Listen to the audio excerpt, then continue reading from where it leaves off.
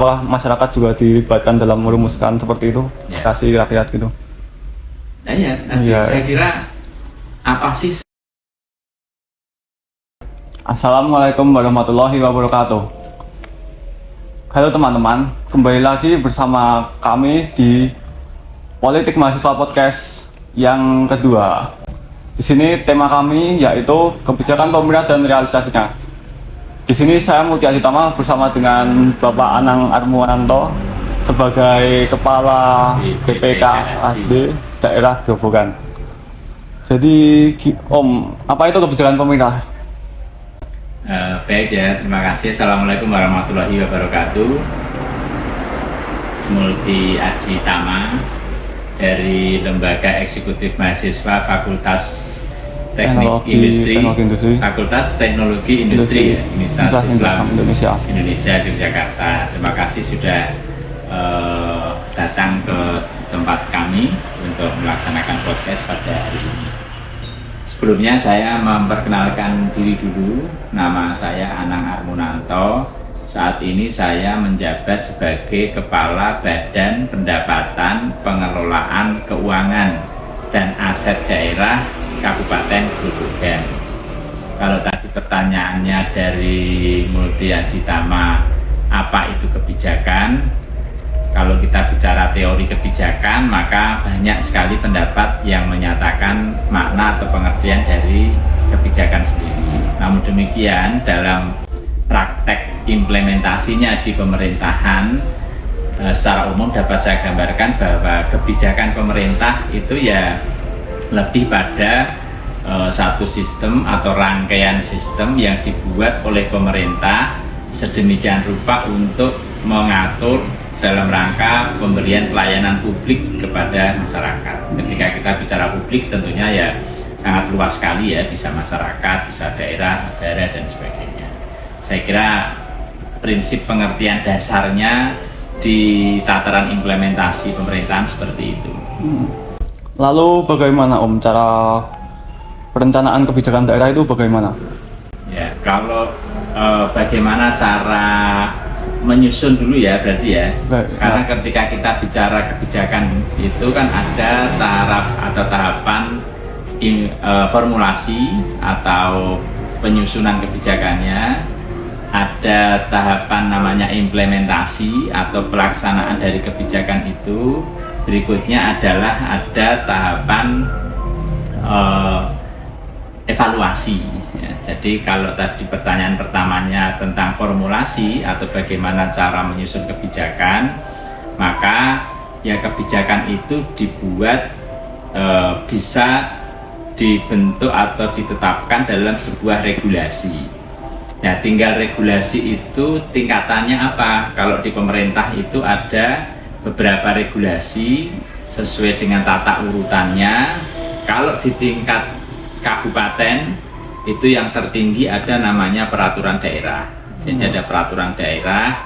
Kemudian kalau di urutan berikutnya itu ada peraturan bupati. Terus selanjutnya mungkin bisa secara teknis ada peraturan kepala OPD, ada keputusan bupati, ada surat edaran. Itu yang lebih teknis untuk memperjelas dalam rangka implementasinya nanti. Nah, kalau bagaimana cara merumuskan atau cara menyusunnya, kalau tadi tingkatannya adalah peraturan daerah, ya maka peraturan daerah ini adalah produk politik di pemerintah daerah, sehingga ditetapkannya antara bupati bersama dengan DPRD. Mekanismenya panjang. Ya, jadi ada tahap menyusun naskah akademisnya, nanti ada rancangan perdanya dulu. Setelah rancangan perda nanti di FGD kan, terus di public hearing kan. Setelah itu nanti jadilah rancangan perda ini dibahas dengan DPRD. DPRD nanti bisa membentuk panitia khusus. Setelah itu baru mungkin dibahas antara timnya pemerintah daerah atau timnya bupati tadi dengan pansusnya DPRD. Baru ketika sudah ada kesepakatan menyesuaikan dengan peraturan perundang-undangannya, disepakati bersama. Setelah disepakati bersama itu masih dievaluasi lagi oleh gubernur, apakah sesuai dengan kebijakan provinsi atau tidak, melanggar aturan di atasnya atau tidak, baru kemudian nanti diundangkan. Ya secara singkat mungkin seperti itu di tahap perumusan atau formulasi atau menyusun kebijakan. Kalau perda nanti beda lagi kalau itu perbu tadi, dan beda lagi ketika tingkatan yang berikutnya. Terus itu biasanya kalau membuat kebijakan itu pertimbangannya apa ya biasanya? Misalnya ada keadaan mendesak apa atau ada sesuatu? Macam-macam ya. Jadi tadi yang saya sampaikan kan baru kebijakan yang kemudian diformulasikan dalam bentuk regulasi atau peraturan perundang-undangan. Ada juga kebijakan yang tidak selalu dibuatnya dalam sebuah regulasi atau peraturan perundang-undangan. Sama halnya ketika itu dibutuhkan untuk penanganan suatu permasalahan yang muncul di pemerintah. Contoh, misalnya ada kejadian bencana alam, katakanlah ada tanah longsor atau ada banjir, atau kemarin misalnya ada pandemi COVID-19. Kita menerapkan kebijakan namanya pembatasan, ada PPKM, kenal tuh namanya PPKM. Ya, PPKM juga ada level-levelnya. Ketika PPKM level 1 itu kebijakannya harus seperti apa, pembatasannya seperti apa, aktivitas masyarakat yang dibolehkan mana, yang tidak mana, kan ada semua toh. Ada juga yang level 2 bagaimana sampai ke level 4 bagaimana, itu kebijakan juga. Dan itu oleh daerah satu dengan daerah yang lain bisa agak beda cara membuat kebijakannya sesuai dengan potensi masalah yang ada di daerah masing-masing. Tapi salah satu contoh misalnya ketika itu terjadi sebuah misalnya bencana tadi. Ada juga yang dalam rangka untuk menyelesaikan suatu permasalahan tertentu. Katakanlah hari ini kita dihadapkan pada kenaikan harga BBM, ya toh. Tahu inflasi nggak? Tahu. Ya, itu kan rawan terhadap dinamika atau stabilitas inflasi, kenaikan harga terhadap bahan pokok tertentu yang naik secara signifikan di periode tertentu. Nah, untuk mengendalikan itu, pemerintah daerah buat kebijakan seperti di kami nih di Grobogan. Kita buatkan ketika ada kenaikan BBM ini, ada masyarakat kita yang terdampak, maka kebijakannya antara lain ya, kita bukakan lapangan kerja untuk masyarakat rentan atau masyarakat berpenghasilan rendah. Apa itu? Misalnya kita buatkan kegiatan padat karya sehingga mereka bekerja unskill ya, mereka yang bukan dengan keahlian tertentu bisa ikut bekerja, dapat upah sehingga dia bisa menerima misalnya dalam 1 bulan itu bisa sampai ya meskipun nggak banyak ya bisa 500 sampai 1 juta, itu bisa menambah kemampuan daya belinya. Oh, terus kita gerakkan untuk nanam cabai semuanya, itu kan ya kebijakan. Walaupun sifatnya seruan atau himbauan, semua kepala keluarga ya dalam satu kakak itu di halamannya atau nggak punya halaman pun bisa di media pot atau bisa di tabula pot itu nanam cabai. Apa sih kelihatan sepele tuh, tapi ketika punya cabai sendiri kan nggak harus beli. Iya benar. Ya, itu bisa mengurangi kenaikan harga sehingga cabai nggak jadi langka, harganya mahal gitu kan. Contohnya seperti itu. Terus tadi kalau kebijakan itu biasanya faktor penghambatnya apa ya? Faktor penghambat. Ya, pertama tadi ketika kita mau merumuskan sebuah kebijakan, kemudian itu adalah dalam rangka untuk menyelesaikan permasalahan. Kalau permasalahan itu dinamikanya cepat, seperti tadi saya contohkan COVID itu, paling susah dulu membuat kebijakan masalah COVID. Kebijakan yang kita putuskan sekarang itu karena dinamika perkembangan COVID hari ini bisa berbeda dengan besok. Ketika mau dilaksanakan itu ya bisa jadi penghambat. Ternyata sudah nggak cocok ya dengan yang kita tetapkan kemarin gitu. Ya, penghambatnya ya berarti bisa karena faktor baik eksternal maupun internal. Kalau internalnya bisa jadi karena permasalahan SDM-nya, sehingga menyusunnya karena SDM ini kan ya perlu saya analisanya semakin tajam maka biasanya semakin baik. Tapi karena kemampuan SDM beda-beda, analisanya bisa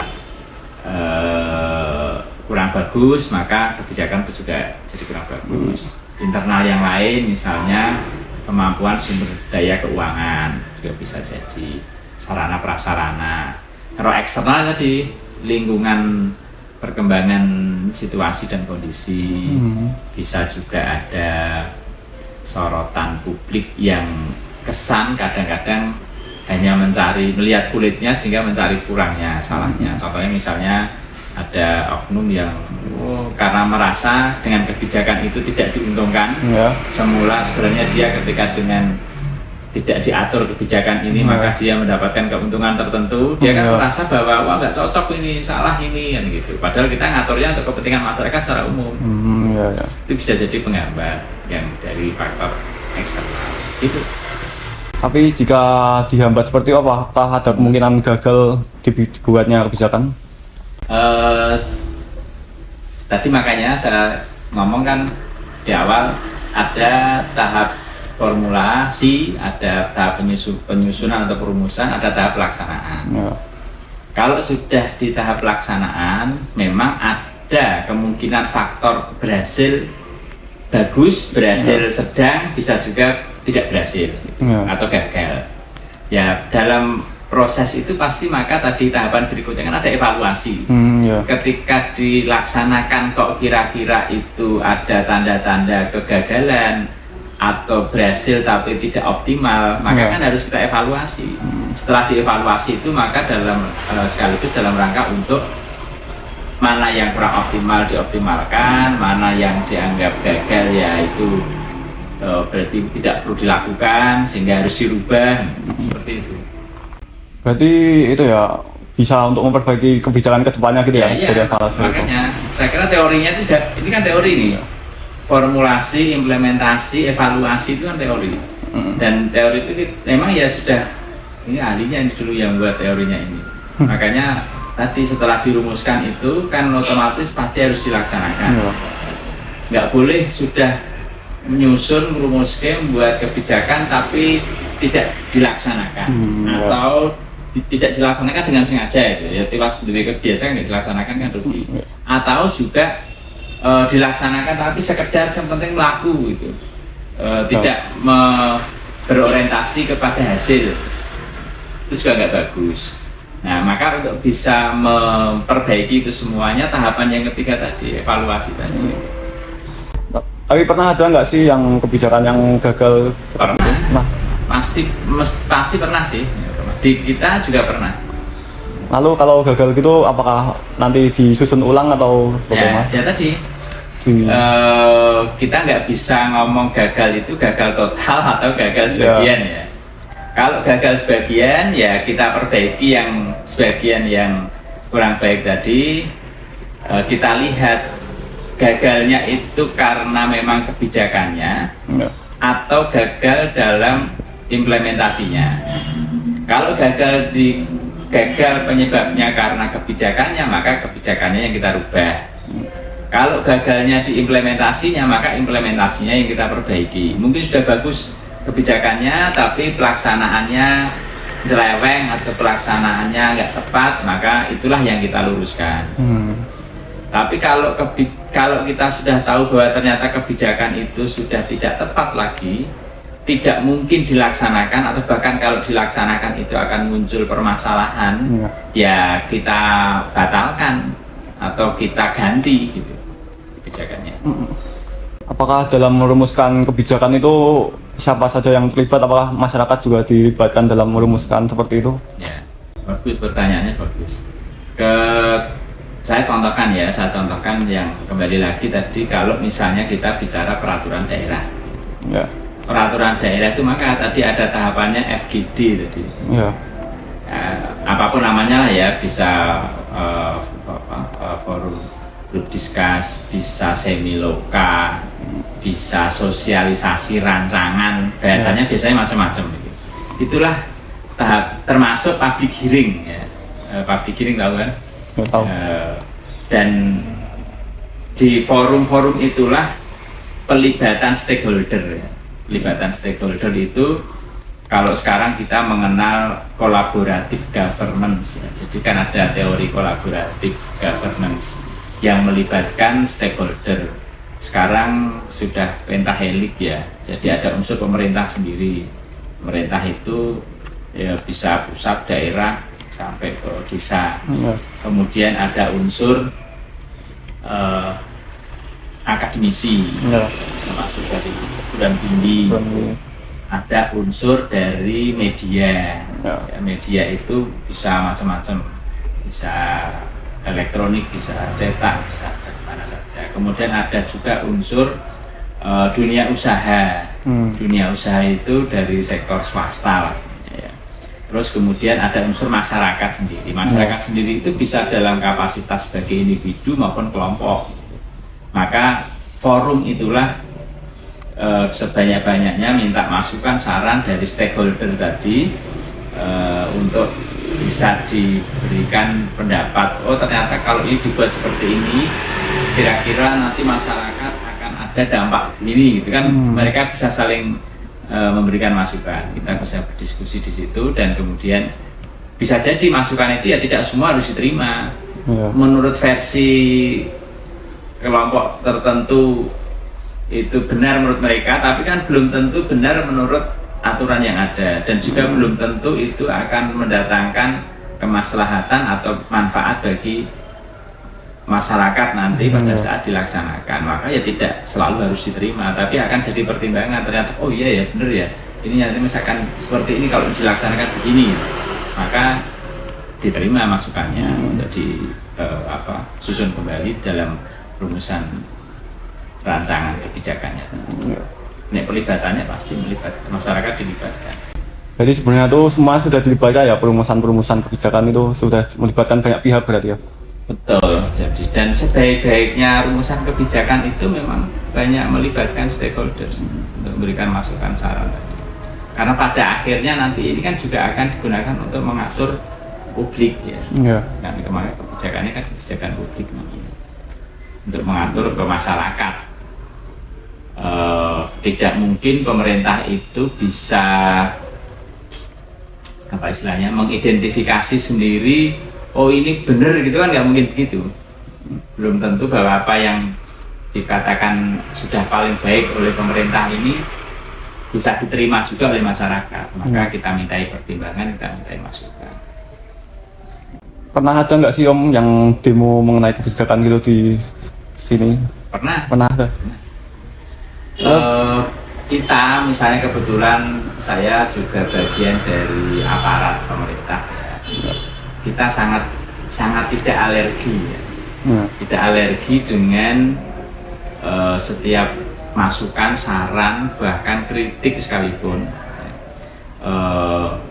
baik itu dilakukan melalui baik-baik datang beraudiensi, kemudian misalnya melalui surat, melalui media apapun, sampai katakanlah bahasanya demo ya. Demo sepanjang demonya adalah ya sesuai dengan norma-norma yang ada, nggak menjelek-jelekkan, kemudian tidak mengganggu ketertiban umum, dan kan ada SOP-nya, harus izin dulu ke kepolisian dan sebagainya. Sepanjang itu dilakukan dan mereka memberikan masukan, saran yang betul, rasional, objektif, kita terima. Pernah terjadi ya, pernah. Tapi jarang-jarang ya? Karena ya relatif jarang sih, relatif jarang. Mungkin pertimbangannya ya karena ini kan kota, ini Prodedi Grobogan kan nggak sebesar misalnya kota Yogyakarta atau kota Semarang, yang kompleksitas masyarakatnya itu sangat tinggi sekali. Bukan mengidentikan bahwa demo itu mesti mahasiswa ya. Saya nggak setuju kalau istilah demo itu seolah mahasiswa gitu. Mahasiswa ini para intelektual ini, justru mereka menyampaikan itu biasanya lebih rasional karena ibaratnya masih murni, pada kertas masih putih. Hanya memang ya harus diberi pengertian bahwa nggak selalu yang putih atau yang diketahui oleh teman-teman mahasiswa ini pasti selalu yang terbaik, belum tentu. Maka informasi masukannya kita terima. Keterbukaan informasi publik itu kan sudah hampir tanpa batas toh. Kenapa mesti harus dengan demo misalnya? dia mau lewat medsos. Pemerintah itu semua sekarang sudah punya medsos, dan bahkan itu jadi bagian dari kewajiban karena sudah ada undang-undangnya, undang-undang keterbukaan informasi publik. Kami itu sudah nggak bisa nyembunyikan kebijakan, biar nggak diketahui publik, biar nggak disorot, biar nggak dikritik, itu sudah nggak bisa lagi. Makanya kita buka lebar-lebar di media sosial kita, mulai dari website. Semua kebijakan publik kita itu kita muat di website kita. Sekarang sudah ada Instagram, ada ada Twitter, ada email, bahkan sekarang lebih praktis dan lebih ada WA itu yang setiap jam bisa diketahui. Kanal-kanal keterbukaan informasi publik, aduan, tanggapan itu sudah kita sediakan semua. Tapi kenapa kadang ada yang bilang pengalihan isu, ada yang bilang pendapat tidak terdengar? Kan nggak ada kan ya, kita kan menghormati setiap pendapat apapun yang disampaikan oleh siapa saja ya. Ya kalau pengennya mengistilahkan begitu kan ya kita nggak, misalnya posisi kita sebagai pemerintah kan nggak bisa, enggak kami nggak mengalihkan isu. Artinya kita melarang kamu nggak boleh dong ngomong mengalihkan isu gitu ya, biar aja ngomong begitu, tapi sebenarnya kan pemerintah tidak ada niatan mengalihkan isu. Sing maknai mengalihkan isu atau yang sejenis seperti itu kan sebenarnya ya orang yang ngomong itu padahal ya apa sih yang kita alihkan, ketika ada sebuah persoalan yang kita selesaikan itu persoalan. Kalau kemudian ketika yang masalah ini nggak begitu muncul karena ada ditutup dengan masalah lain atau bahkan ditutup dengan kebaikan yang lain gitu. Sebenarnya bukan mengalihkan isu, hanya kebetulan ketika terjadi masalah itu ada juga persoalan yang lain. Ya. Berarti emang sebenarnya lo pemerintah mau mendengar aspirasi rakyat gitu. Nah ya, saya kira apa sih posisi pemerintah sekarang? Ini kalau saya yang ngomong nanti dikira saya beleni tapi ini apa adanya. Posisi kita sekarang, apa yang masih diragukan oleh publik bahwa kami atau pemerintah ini masih menutupi informasi atau menutupi permasalahan karena biar tidak banyak mendapatkan kritik, itu kan sudah nggak ada celah lagi. Tadi dengan perkembangan teknologi informasi sekarang melalui media sosial itu kan ya sudah hampir tidak bisa kita mau ngumpet atau mau menutupi di mana lagi. Makanya ya silahkan boleh memberi masukan sepanjang tadi loh ya, saya kira semua ada etika. Ya, benar. Ada etikanya sebagai orang Indonesia. Lalu bagaimana Om dengan kebijakan BLT yang tidak tepat sasaran? Sebenarnya menurut saya tidak hanya bicara BLT ya, jadi ada beberapa kebijakan pemerintah.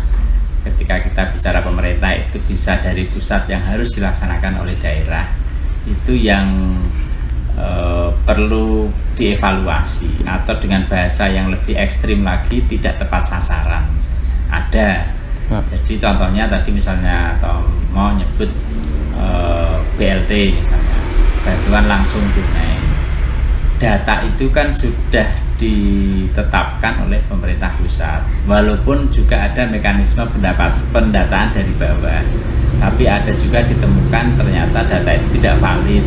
Seharusnya orang yang paling berhak, ketika bicara orang miskin misalnya, orang paling miskin malah nggak dapat, tapi sementara yang dapat ada orang yang datang pas ngambil itu ternyata punya motor, naik motor, bahkan bawa HP-nya bagus, lebih bagus daripada HP-nya petugasnya.